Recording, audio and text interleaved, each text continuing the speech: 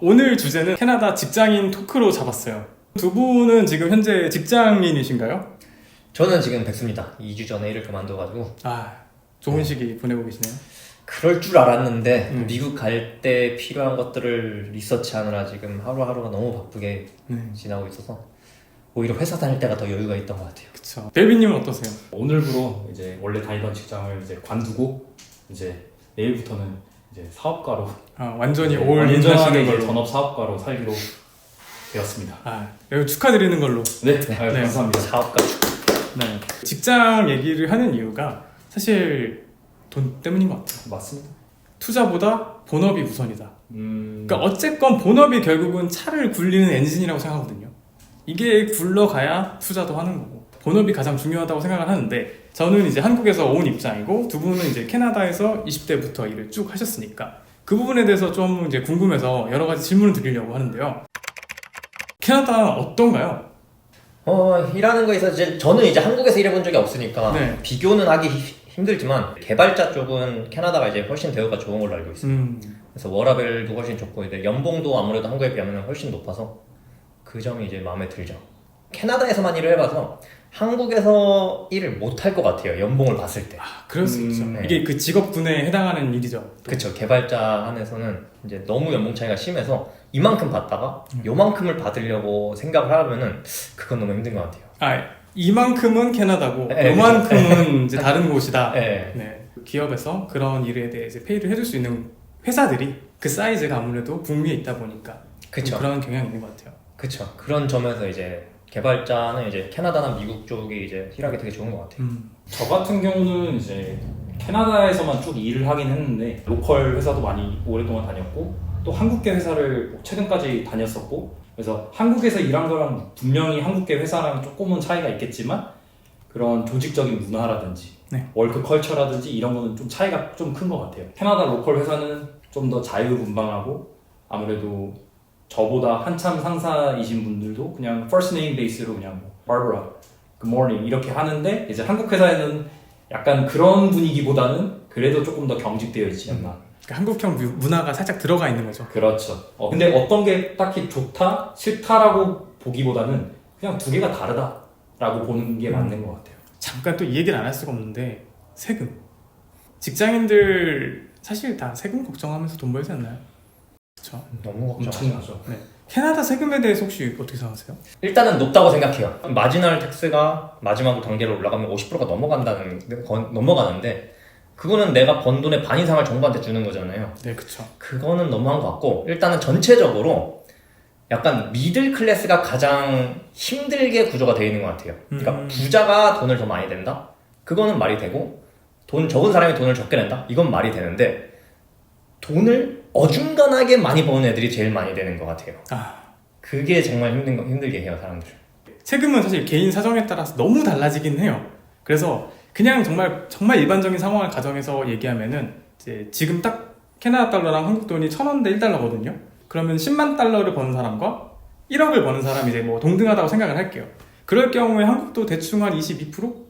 여기도 한 25%, 6%? 뭐 이제 여기 주마다 다를 수 있으니까요. 이제 그 정도 내는 걸로 알고 있는데 이제 그렇게 되면은 어느 정도 비슷한 거 아닐까 생각은 해요, 사실. 네, 좀 더 높다고 생각했는데 생각보다 그렇게 높지는 않아요. 근데 한국은 들은 게 절세되는 게 많다고 하더라고요. 크레딧 카드 많이 썼다고 네, 그렇죠. 이제 여기는 정부가 정산이 들어가기 때문에. 우선 크레딧 카드 썼는데 텍스 해주는 거 없잖아요. 그렇죠. 그게 정말 문화 충격이었는데 아무튼 그런 식으로 한국은 그래서 절세되는 게 많아서 결과적으로는 더 적게 낸다고 들은 것 같아요. 그쵸. 뭐 여러 가지 공제도 있고 뭐 세액 공제도 따로 있고 조금 차이가 나는 것들은 일단 여기 마지널 텍스가 좀 많이 비싼 편인 것 같기는 해요. 그러니까 내가 일정 금액에 도달하면 조금 더 벌기 위해서 좀 많이 내는 편인 거죠. 그때부터는. 그렇죠. 캐나다는 일단 기본적으로 종합소득세죠.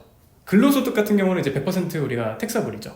근데 캐피탈 게인은 자본소득은 절반만 이제 거기에 얹혀서 우리가 세금을 내는 방식이죠. 그쵸. 그래서 그 위에 이제 쌓아서 내는 방식으로 가죠. 저 같은 케이스는 이제 사업가로 이제 만약에 포지션을 바꿨을 때 특히 또 사업가도 이제 종류가 여러 가지 있지만 뭐 sole proprietorship도 있고 아니면 법인을 세우는 경우가 있는데 제가 알기로는 한 11% 어쨌든 법인세가 상당히 낮고요.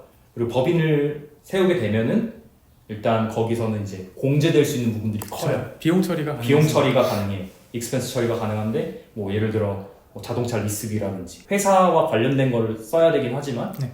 그런 부분에서 비용 처리되는 부분이 많다 보니까 또 다른 옵션이 필요하긴 하지만 어쨌든 모르는 것보다 그런 또 다른 방법이 또 있다는 거 또 알려드리고 싶네요.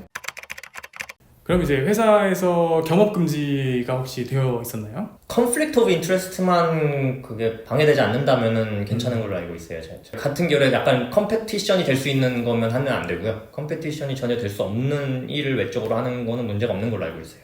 제가 다녔던 그 전에 회사 같은 경우는 다른 겸업을 하고 있는 거를 상세하게 이제 리포트를 해야 돼요. 그래서 나는 지금 이 회사에서 뭐 얼만큼 받고 있고 어떤 일을 하고 있고 근데 심지어 내가 여기를 발론티어를 하더라도 확실하게 이제 뭐 정기적으로 하는 게 있으면 그거마저도 혹시 모르니까 그걸 리포트를 다 해야 되는 방식이 있어요. 근데 그렇게만 한다면은 굳이 겸업이 안 되진 않는 것 같아요. 근데 한국에서는 좀 다른 이야기가 있어서 혹시 그쵸. 말씀해 주실 수 있어요? 한국도 사실 이제 좀 케이스마다 좀 다르긴 한데 기본적으로는 겸업은 좀 힘든 것 같아요. 그리고 이제 여기서 많이 본 게 이제 일 끝나시고 우버하는 경우. 저는 그걸 처음에 보면서 이게 가능한가라는 생각도 좀 많이 했거든요. 한국 기준으로 봤을 때는 사실 체력적인 문제도 좀 있었던 것 같고 근데 여기서는 이제 우버든가 이런 식으로 일하시는 분들 굉장히 많으신 것 같아가지고 대부분의 겸업이 가능한 건가 뭐 그런 생각도 했었어요. 대부분 일단 개발자 쪽은 대부분 가능해요. 저도 이제 한국에서 온 지 얼마 안 된 사람들이 그거를 보고 약간 어네티컬하다고 생각하거나 그걸 되게 신기해하는 사람들이 있는 걸 좀 봤는데요. 여기서는 그냥 딱히 문제 없이 그렇게 많이들 하고 있는 것 같아요. 그리고 실제로도 이제 재택근무가 시작된 이후에 네. 회사를 안 나가잖아요. 그렇죠. 돈을 더 벌려고 회사를 두세 군데를 다니는 사람들도 있었어요. 맞아요. 저도 사실 최근에 본 건데 5일을 이제 재택으로 일을 하면서 4일짜리 다른 일을 잡아버리더라고요. 근데 그게 가능해?라고 물어봤는데 어차피 회사가 나 뭐 하는지 몰라라고 얘기를. 그쵸. 그래서 모르고 그냥 미팅 시간만 잘 안 겹치게 하면은 네. 주어진 업무만 하면 그렇죠. 주어진 네. 업무만 하면 되니까 나중에 자기 전까지. 네. 그래서 그런 부분에 있어서 이제 아직은 저는 이해가 좀 안 되는 입장이고 네, 그래가지고 확실하게 문화 차이가 있네요. 네, 그런 부분도 있는 것 같아요. 근데 한국도 제가 알기로는 그 계약서 자체에는 안 된다고 써있지는 않다고 알고 있거든요. 그런 경우도 있고 써 있는 경우도 있고 어. 그리고 만약에 본인이 그냥 다른 데서 뭔가 만들면 회사에서 알아요 사실. 세금이 달라져요. 뭐 이제 건보료가 너무 올라간다던가 그런 식으로 티가 나기 때문에 또 이제 알게 되죠. 개인이 세금이 어떻게 되는지를 회사에서 알아요? 이게 좀 되게 다른 시스템인데 세금 이제 보고 개념에서 여기서는 개인이죠. 그렇죠. 한국에서는 회사 위주로 돼요. 회사의 업무예요 사실. 그러니까 본인은 회사에서 일만 하면은 회사에서 그 모든 거 대부분 처리하는 구조이기 때문에 회사에서 그런 것들을 다 관리한다고 보시면 돼요. 그래서 한국인들은 이제 텍스 리턴 같은 거를 별로 할 게 없다고 해가지고 네네. 그게 되게 부러웠는데 한편으로는 그런 프라이버시가 침해당하는 것 같은 그런 그렇게 게 생각할 있네요. 수도 있겠네요. 저는 이제 또 한국이니까 회사 입장으로 생각하게 되고 그럼 회사에서 이 사람이 다른 공간에서 에너지를 써? 약간 이렇게 생각할 수 있는 것 같아요. 그쵸. 너는 우리의 조직의 우리의 일원이잖아. 그러니까 이런 개념인 것 같거든요. 한국에서는 보통 한 회사를 쭉 다니는 경우가 되게 흔한 케이스예요. 맞아요. 내가 이 회사에 입사를 했으면 난 여기서 65세 은퇴를 한다. 약간 이게 되게 기본 개념이었던 시대였거든요, 원래. 요즘은 좀 바뀌곤 있지만. 근데 여기서는 그런 분들 거의 보기 힘들죠. 전혀 없죠. 네. 특히 개발자 쪽은 더 그렇고 그쵸. 항상 사람들이 얘기하는 게 회사에 로열할 필요가 없다고. 회사도 너를 자르고 싶으면은 통보 없이 그냥 오늘 갑자기 잘라서 너가 아침에 로그인이 안 되게 만드는데 너가 왜 회사에 로열을 하냐고 이런 말을 많이 해요. 저 얼마 전에 그저께인가요? 그 이제 사진을 봤더니 주말 동안 해고를 당했는데 그 체크가 안 되는 거예요. 회사에서 접근을 할 수 있으니까. 그래서 어세스 때문에 회사를 가야 결국 확인할 수 있는 구조인 거죠. 그래서 빌딩에서 이제 태그를 하고 초록불이 뜨면은 난 안 잘린 거고 빨간불이 뜨면은 그 자리에서 이제 돌아가야 되는 거고 월요일 날 알게 되었다고. 이런 케이스도 있는 거 보면 한국에서는 사실 이런 경험은 이런 케이스는 없었던 것 같거든요, 사실. 그쵸. 한국은 자르기가 힘들다고 들어가지고. 네. 오히려 그런 부분에 있어서는 한국이 조금 더 정이 있는 것 같긴 한데 코로나 때 저도 막 영상 그런 거 약간 밈식으로 많이 올라왔는데 갑자기 그때 당시에는 이제 직접 회사를 가지 않는 케이스가 많다 보니까 딱 로그인 해가지고 갑자기 줌으로 딱 봤는데 너 오늘부터 해고야 이러고 영상 딱 끝나고 이런 거 되게 많았던 것 같아요. 그럼 뭐 회사 내 뭐 사모임이라던가 뭐 아니면은 따로 만나서 논다던가 이런 것도 좀 있나요? 공식적인 클럽 같은 거는 있어요. 동아리 같은 개념에. 근데 그건 이제 회사가 크면 좀 더 많이 있는 편이고, 회사가 저금한 데는 이제 잘 없는 편이기도 한데, 회사마다 되게 다르고요. 근데 그거를 떠나서 약간 제가 부러워하는 한국 문화가 있는데, 네.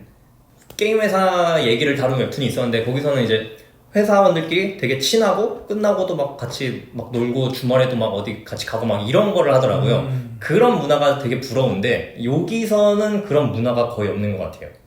사람들이 그냥 일하고 끝나면 그냥 자기가 알아서 가고, 네. 애초에 회식이란 문화가 없으니까 회사 끝나고 직원들끼리 뭘 같이 하려는 그런 게 좀 약한 것 같아요. 저는 회사 다녔을 때 볼링 치러도 많이 가고, 네. 그러니까 회사에서 그거를 원해요.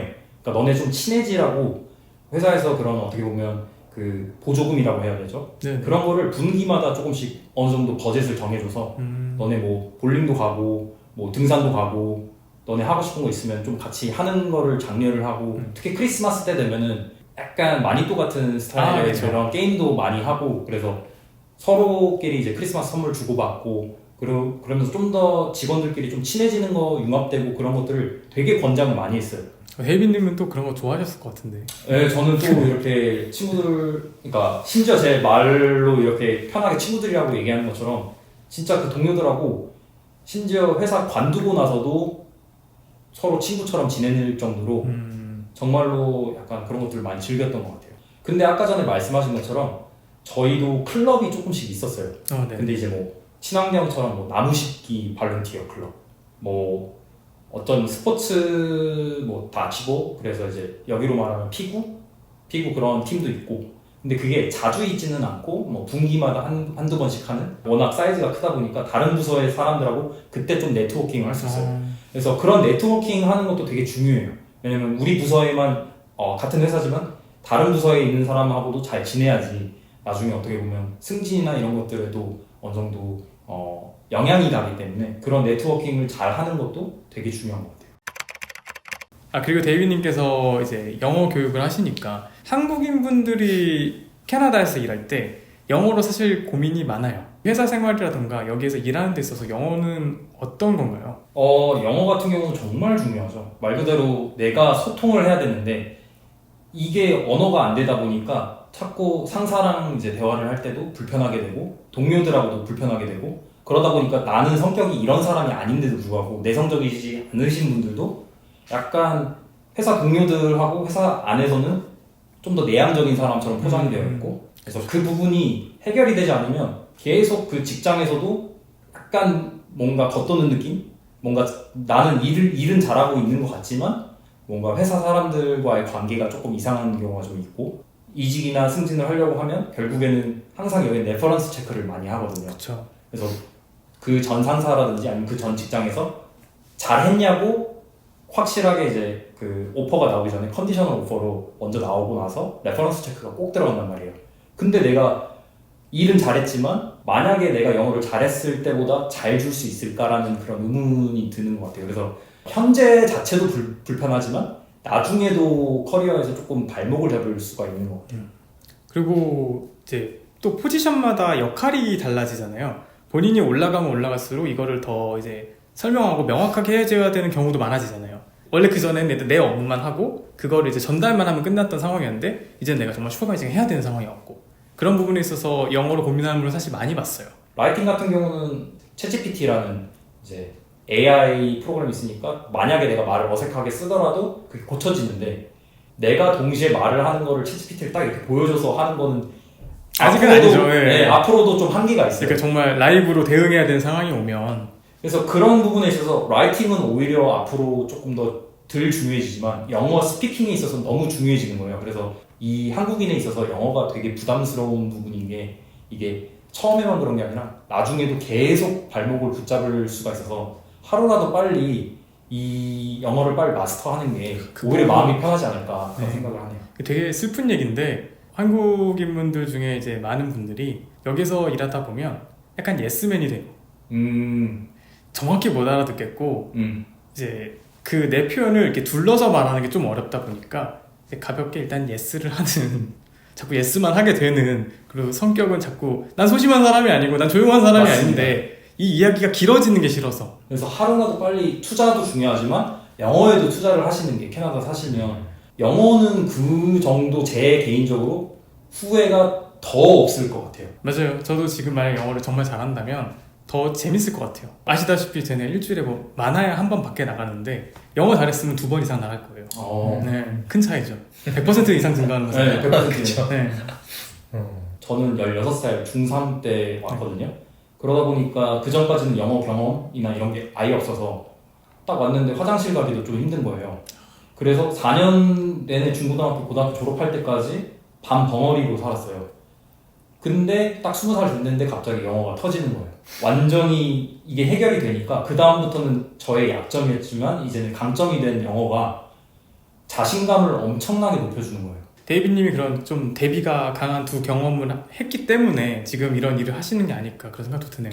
맞습니다. 저도 대학 들어가기 전까지는 영어를 거의 안 했어요. 그럴 수도 있나요? 그래서 제가 온 거는 7학년 때부터 여기서 학교를 다녔지만 7학년에서 12학년까지 영어를 거의 안 썼어요. 그래서 어디 음식점을 가면 친구한테 대신 시켜달라고 말을 하거나 아니면 메뉴판에 이거 가리키면서 this one 이렇게 시켰어요. 영어를 싫어해가지고. 그래가지고 대학 가서도 제가 영어를 하면은 다른 중국인이 유학생인 줄 알았어요. 제 발음 듣고 영어를 그만큼 못해가지고. 제가 봤을 때 두 분은 그냥 캐네디언으로 보이는데 이런 다 고충이 있으셨네요. 네, 너무 그때 그게 싫었죠. 전형적인 한국인 마인드인데 틀렸을 때 얻는 그 창피함이 싫어서 영어를 안 썼어요. 근데 그렇게 창피한 거를 그거는 어쩔 수 없이 영어를 배우는 과정 중에 하나이기 때문에 그쵸. 무조건 창피한 건 한 번이라도 철판을 깔고 꼭 영어를 하셨으면 좋겠어요. 두 분은 결국 이제 그걸 깨셨으니까 이제 새로운 세상이 열린 거고. 그죠. 대학교 가서 이제 영어를 좀 쓰기 시작해서 그때부터 이제 영어가 늘었죠. 이번에는 그러면은 이직 얘기 한번 좀 해볼게요. 왜 북미는 이렇게 이직이 많을까요? 그것도 이제 개발자 테크 인더스트리 안에서 얘기를 해보자면요. 여기는 일단 기본적으로 이제 실리콘밸리가 약간 테크 쪽에 가장 특화된 이제 지역이잖아요. 거기가 평균 2, 3년이면 이직을 한다고 이제 통계가 나와 있거든요. 이유 중엔 여러 가지가 있겠지만 그 중에 하나는 이제 회사가 주식을 주잖아요. 그렇죠. 근데 주식이 보통 이제 4년짜리를 준단 말이에요. 네. 그러면 4년 뒤에는 갑자기 연봉이 줄어요. 네. 4년이 끝나면. 그래서 그거에 맞춰서 이직을 하는 사람들이 꽤 있고요. 그게 첫 번째 이유인 것 같고, 다른 이유는 이제 아무래도 회사가 아까도 말했듯이 직원을 언제든 자를 수 있는 문화라서 직원들이 회사의 로열함을 그렇게 가지고 있는 문화가 아니기 때문에 그냥 2, 3년 다니다가 딴 데 가보고 싶으면 또 가보고 그런 것도 있고, 또 회사를 옮길 때 연봉 협상을 통해서 자기 몸값을 올릴 수가 있거든요. 그러려고도 많이 옮겨요. 그렇게 해야 계속 점프를 해야 올라가기 때문에 몸값이. 근데 그게 이제 시니어쯤까지는 그게 말이 되고 주니어 포지션일 때는 아무래도 더 이직이 작고. 그쵸. 경험이 없을수록 아마 좀 더 자주 하는 것 같고요. 나중에 시니어 이상, 약간 10년 이상 차 되면은 그때부터는 조금 더 이직이 덜 잦아지는 것 같아요. 솔직히 2년 정도 됐으면은 이런 생각을 꼭 해요. 2년쯤 됐을 때 내가 이 회사에 남아 있을 건가? 아니면은 이제 다른 곳으로 이제 새 둥지를 찾아 떠날 것인가? 그래서 남아 있는다고 하면은 회사 보스랑 이제 슬슬 얘기를 해봐야 되는 거예요. 근데 만약에 그게 잘 안 됐다 싶으면 이제 다른 곳에 가서 다시 협상을 하기 시작하는 게 그게 기본적인 여기 월크 그냥 컬처고. 그래서 이런 경우도 있어요. 하도 이직을 많이 하다 보니까 이직을 할 때 이제 승진이나 아니면 연봉이 올라가면서 가다 보니까 어떤 분은 1년부터 5년까지 같은 회사에 있었고 어떤 분은 1년부터 5년까지 한 회사가 중간에 한 3번 바뀐 거예요.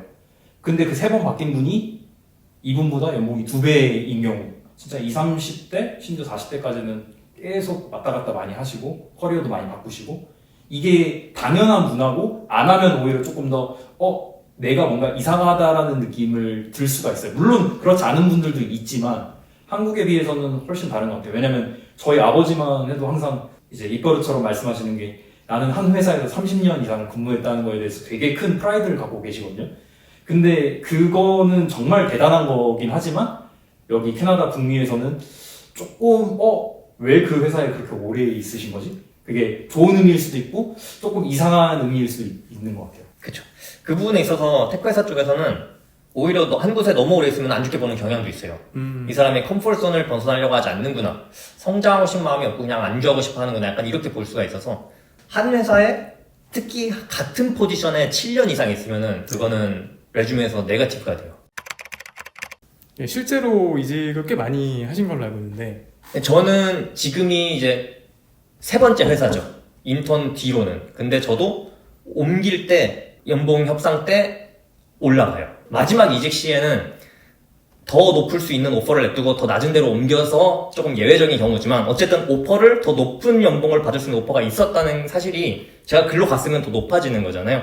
그전 2, 3년 전에 이직할 때도 연봉이 2배로 뛰었었고 그래서 잡을 그렇게 점프하는 게 연봉을 높이기엔 진짜 좋은 것 같아요. 아, 그 콜라 뚜껑 열명 김세영 채널에서 네. 제가 그 연봉을 2배 올린 그 영상을 네. 봤었거든요. 네. 굉장히 인상적이었거든요. 3년 전에 이제 제가 이직을 할 때 얘긴데 그때 이제 제가 캐나다 이제 로컬 게임 회사를 한 6년 다니다가 미국 회사가 돈을 진짜 많이 준다는 걸 알게 됐어요. 그래서 이직을 하는데 캐나다 지사에 재택을 하지만 그 회사 자체는 미국이 헤드쿼터이기 때문에 돈을 잘 줘서 연봉이 2배로 뛰었어요 그때. 그래서 그 연봉 협상을 어떻게 했는지랑 그런 걸 제가 영상에 다 풀어놨는데 컴피팅 오퍼를 받아놓으면은 그걸 가지고 협상을 해서 그렇게 연봉을 확 띄울 수가 있는 거죠. 그 컴피팅 오퍼는 이제 회사를 어플라이 할 때 이제 한 군데만 하지 않잖아요. 그렇죠. 여러 군데를 한단 말이에요. 그럼 그 중에서 뭐 10군데라면 그 중에 한두 세 군데를 이렇게 오퍼를 받는다고 치면은 그 중에 더 좋은 오퍼가 있을 수도 있고 안 좋은 오퍼가 있을 수도 있는데 그 오퍼들을 가지고 내가 가고자 하는 회사한테 내가 다른 회사에서 이만큼 준대. 너네 이거 맞춰줄 수 있어? 이렇게 딜을 하는 거죠.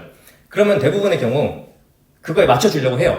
네. 그러면 그걸 맞춰주고 그걸 맞춰준 걸 가지고 또 더 딜을 다른 데다 할 수가 있는 거죠. 그거를 계속 왔다 갔다 하면서 최고점을 찾으면서 협상을 하는 건데 그렇게 하다 보면은 이제 팍 뛰어버리는 거죠, 연봉이. 물론 같은 회사를 다니면서도 인터뷰를 다른 데 봐서 오퍼를 받으면 그걸 가지고 지금 회사랑 딜을 칠 수는 있는데 그거는 약간 양날의 검이에요. 그걸 쳐서 연봉을 높일 수는 있지만 그걸로 인해서 얘가 언제든 자기 회사를 떠날 수 있는 사람이다라고 매니저나 그 윗사람들한테 인식이 될 수 있어가지고 인간관계에 좋지 않을 수도 있어서 추천을 하지 않는 사람들이 있어요. 네, 그래서 같은 회사에 있는 거는 연봉을 올리기엔 좋지 않다. 최근에 이제 이직을 준비하시고 이제 그 과정에서 이걸 한번 하셨잖아요, 또. 그쵸. 이번 이직 때는 제가 한 오퍼를 4-5군데를 다른 데 받았어요. 그 받았는데 이제 제가 지금 회사가 마음에 들어가지고 딱히 다른 데서 돈을 맞춰주면은 그냥 남아있어도 되겠다 이런 생각이 들어가지고 매니저한테 한번 말을 꺼내봤죠. 네. 제가 지금 회사가 또 주가가 많이 떨어지기도 해가지고 약간 그런 정당성을 가지고선 매니저한테 주가가 많이 떨어져서 내가 다른 데 인터뷰를 좀 봤는데 여기서 이만큼을 주는데 혹시 이거에 맞춰줄 수 있냐? 맞춰주면은 내가 굳이 이직을 하지 않아도 그냥 편하게 여기 남아있으면 되니까 맞춰주면 좋겠다고 얘기를 했죠. 그렇게 하니까 매니저랑 저도 주가가 너무 내려가지고 그걸 맞춰주려면은 너무 많이 올려줘야 돼서 맞춰줄 수 없다고 생각을 했지만 매니저가 어쨌든 가서 물어봤어요. 제가 남기를 원해가지고. 근데 맞춰주더라고요. 그것보다 더 많이. 그래가지고 매니저랑 저랑 둘 다 놀랐는데 그 타이밍에 이제 메타랑 잘 돼가지고 결국엔 그래도 돈보다는 약간 일하고 싶었던 회사를 가게 되었죠. 그림자를 가야죠. 네. 인기가 되게 많으실 것 같아요. 4군데, 5군데에서 이제 컴피팅 오퍼를 할 수 있어서. 그걸 경험적으로 되게 잘 해오신 것 같고 또 그걸 이제 영상으로 이제 많이 풀어놓으셨어요. 근데 생각보다 많은 분들이 안 보셨는데 저는 이것만큼은 좀 봤으면 좋겠어요. 왜냐면 캐나다에서 황금같이 귀한 영상들인데요. 네. 여기서 살면서 사실 이직이 굉장히 중요한 건데 그거를 정말 모르고 사는 거랑 이게 있는데 왜 안 해? 이거랑 또 다르잖아요. 그쵸. 세영님처럼 이제 자기가 원하는 이제 삶의 방향으로 더 다가갈 수도 있는 거잖아요. 그 힘듦을 겪어셨지만 충분히. 그쵸? 6개월을 진짜 빡세게 그것만 했죠. 그때 저희 잘 안 만났죠. 그쵸. 네. 바빠서. 가능한 연락들 다 가능한 미루고. 네. 진짜 6개월간은 약간 인생이 없다라고. 그러니까 보통 하나 몰두하면, 학교 다닐 때 약간 공부만 하면은 놀라이프라고 하잖아요. 약간 그런 식으로 6개월을 살아야 되는 그런 거라서. 그래서 쉽지 않죠. 커피 한잔 하려고 했는데 좀 기다렸어요. 이해해 주셔서 감사합니다.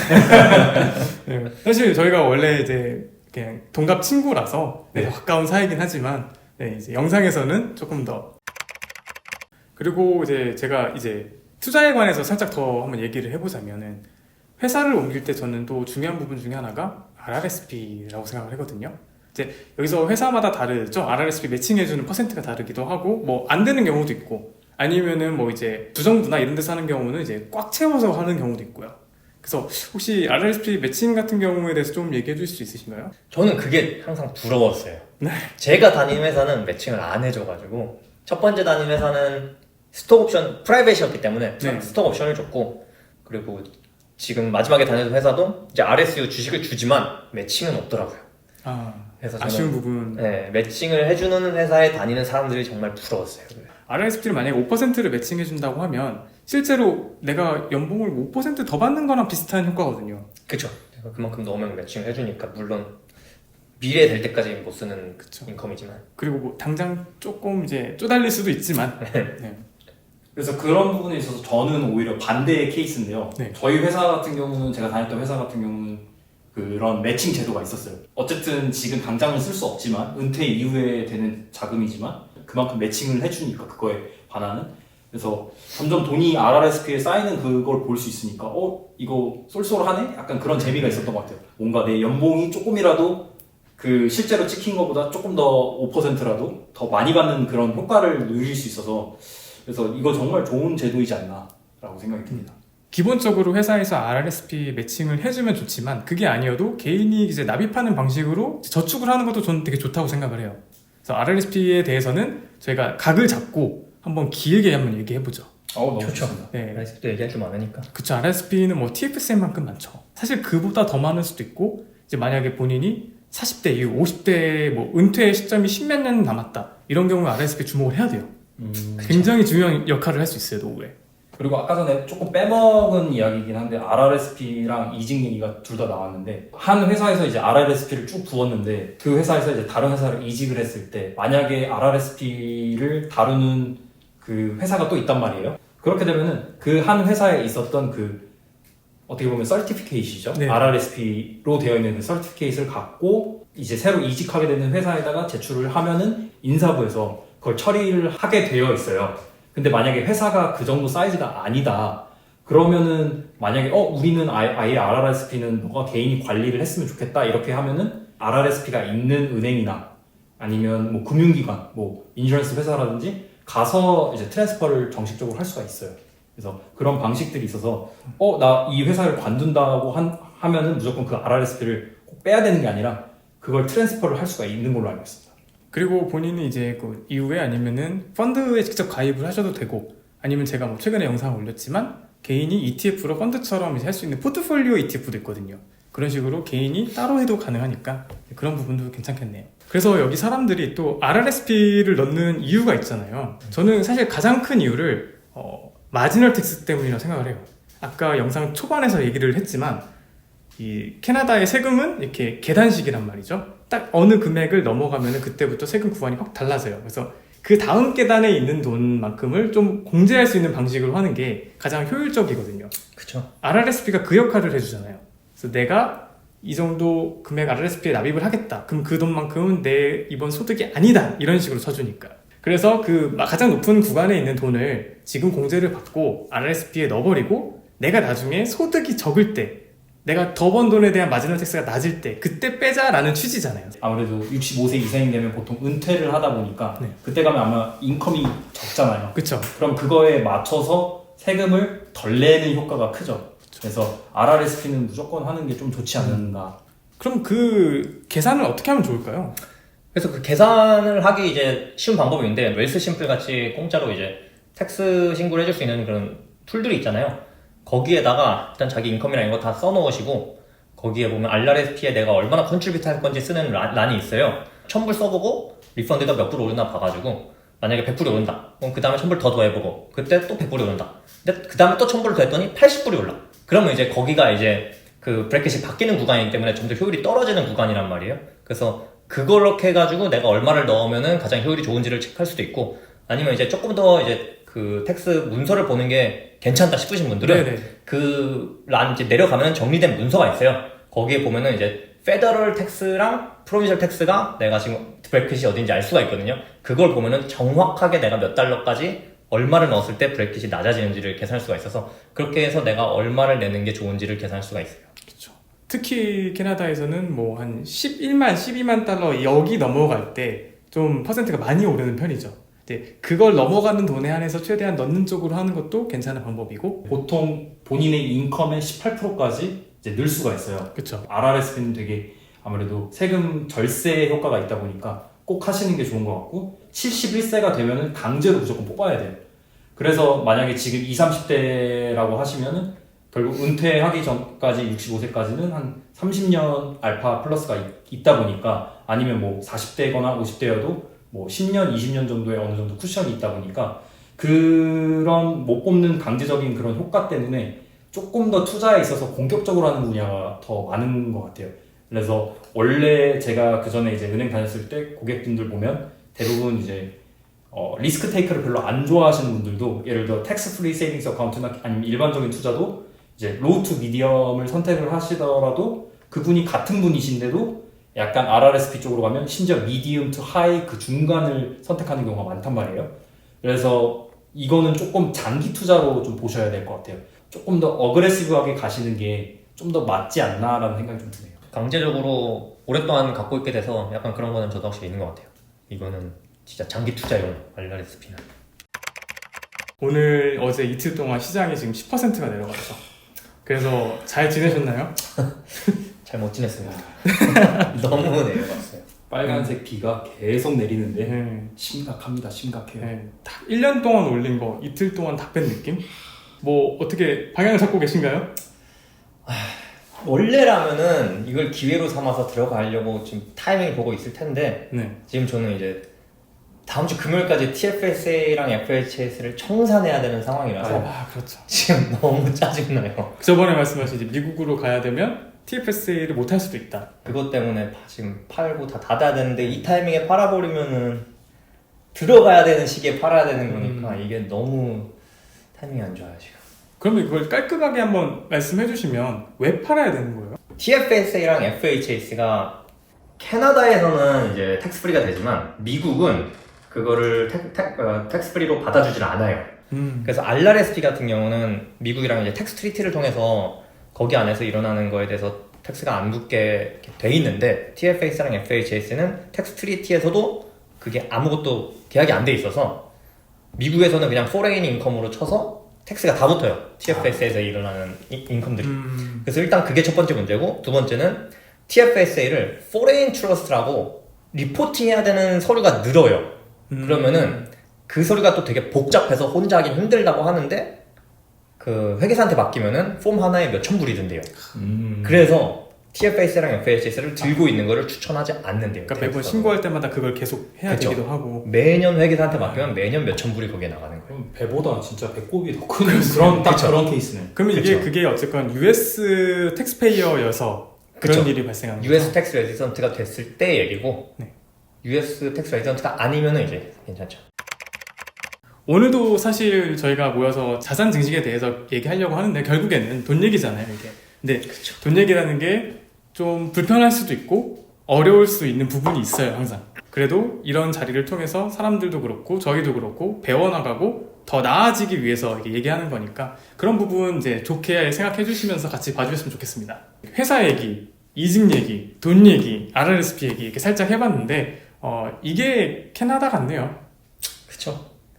결국 캐나다를 살던 한국을 살던 어디 미국을 살던 진짜 돈 얘기는 빠질 수 없는 것 같아요. 네. 그러면 다음번에 더 재밌는 컨텐츠로 오겠습니다. 감사합니다.